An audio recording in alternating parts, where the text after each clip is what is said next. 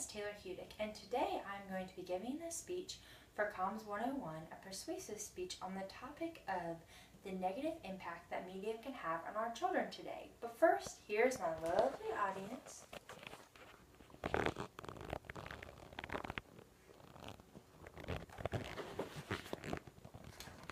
Well, good evening.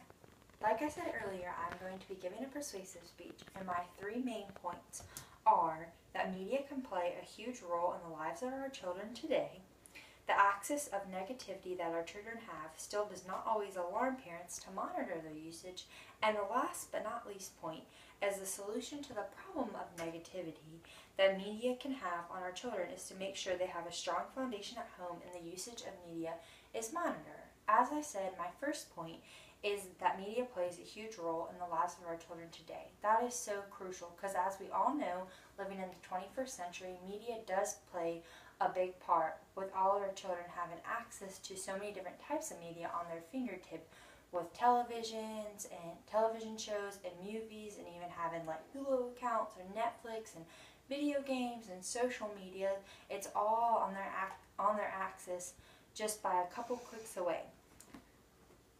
Aided by the convenience and constant access provided by mobile devices, especially smartphones, it is known that 92% of teens report going online daily, including 24% who say they go online almost constantly, according to a new study from the Pew Research Center.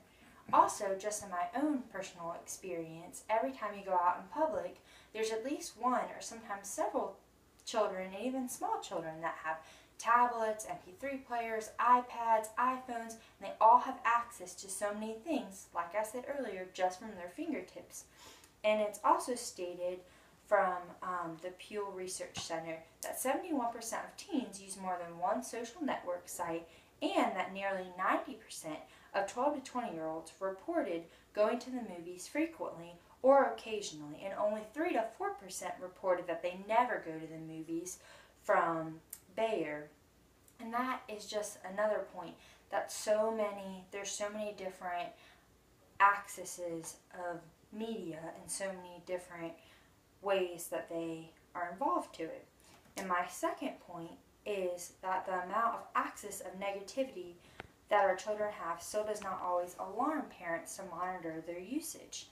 It is known that 2 out of every 3 shows on TV include sexual content, and an increase from about half of the shows during the 1997 to the 1998 television season. The most widely viewed shows, those airing in primetime on the major networks, are even more likely to include sexual content from the teen health and media.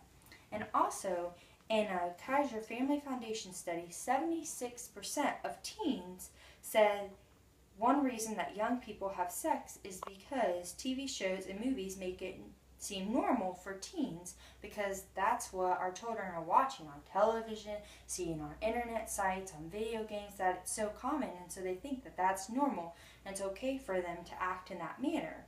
Examples of television shows, just from my own personal searching of them, it kind of is very saddening, because the TV shows that our children have access to are examples like Jersey Shore, Big Brother, Married at First Sight, 16 and Pregnant, all these other reality shows that just makes things that the world values and not what God values so easily accessed to all of our children and our teens.